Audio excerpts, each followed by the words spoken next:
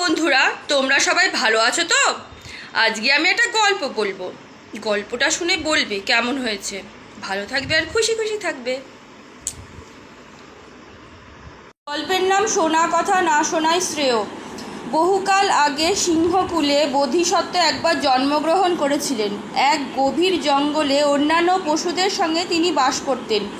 এই জঙ্গলের ধার ঘেঁষে চলে গেছে বিশাল সমুদ্র। বেলগাছ আর তালগাছের সারি ছিল সমুদ্রের ধার ঘেঁষে।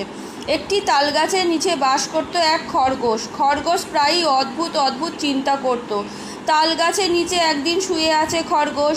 শুয়ে শুয়ে সে চিন্তা করছে, হঠাৎ যদি পৃথিবী ধ্বংস হয়ে যায় আমি কোথায় যাব?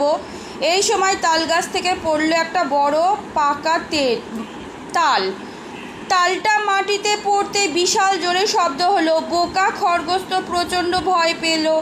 সে ভাবল, এই বুঝি ধ্বংস হতে শুরু করেছে পৃথিবী। খরগোশ নিজের প্রাণ বাঁচাতে ছুটতে লাগলো গভীর জঙ্গলের মধ্য দিয়ে। এই সময় প্রথমে খরগোশটিকে দেখতে পেল অপর একটি খরগোশ। দ্বিতীয় খরগোশটি প্রথম খরগোশটিকে জিজ্ঞাসা করলো, আরে ভাই, দাঁড়াও দাঁড়াও, এত জোরে ছুটছো কেন? প্রথম খরগোশটি বলল, ছুটছি কি আর এমনি এমনি, প্রাণের দায়ে ভাই। জানো না পৃথিবী ধ্বংস হতে শুরু করেছে? দ্বিতীয় খরগোশটি বলল, তাই নাকি ভাই, আমি তো তবে তোমার পিছু নিই।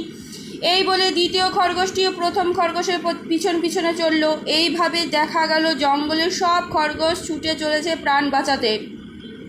একটি হরিণ মনের আনন্দে জঙ্গলের মধ্যে খাচ্ছিল ঘাস। সে একসঙ্গে এতগুলো খরগোশকে ছুটতে দেখে অবাক হয়ে বলল, কী ব্যাপার বলো তো, তোমরা সকলে মিলে ঊর্ধ্বশ্বাসে ছুটছো কেন? সব খরগোশ একসঙ্গে বলে উঠল, পৃথিবী ধ্বংস হতে শুরু করেছে, প্রাণের দায়ে সকলে ছুটে চলেছি।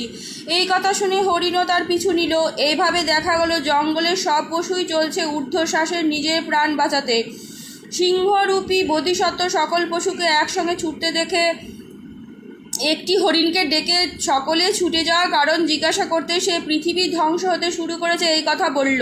বোধিসত্ত্ব দেখল মহাবিপদ, যে করেই হোক নিশ্চিন্ত মৃত্যুর হাত থেকে বাঁচাতে হবে পশু সকলকে। তিনি তখন এক এক করে সব পশুদের দাঁড় করিয়ে জিজ্ঞাসা করলেন, পৃথিবী ধ্বংস হয়ে যাওয়ার কথা তোমার কোথা থেকে শুনেছ? এক একজনে জিজ্ঞাসা করে তিনি প্রথম খরগোশটির কাছে পৌঁছে গেলেন। খরগোশকে তিনি জিজ্ঞাসা করেন, পৃথিবী ধ্বংস হয়ে যাওয়ার কথা তুমি জানলে কি করে? খরগোশ উত্তর দিল, আমি নিজের চোখে দেখেছি। বোধিসত্ত্ব বললেন, তুমি কি দেখেছ?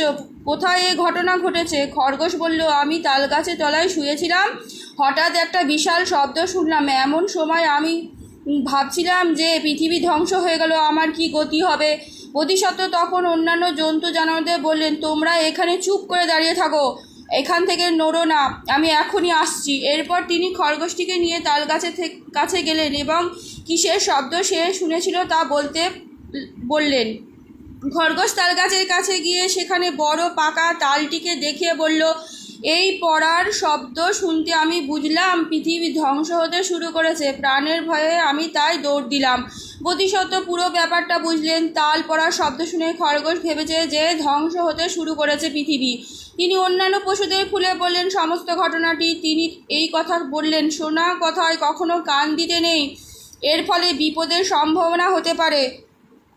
অপরের কথা শুনে না বিবেচনা করে কোনো কাজ করলে হতে পারে মৃত্যু। বোধিসত্ত্বের কথা শুনে সকল জন্তুরা ফিরে গেল বনে। আজকের মতন গল্প এইটুকুনি। কেমন লাগলো জানাবে। ভালো থাকবে আর খুশি খুশি থাকবে।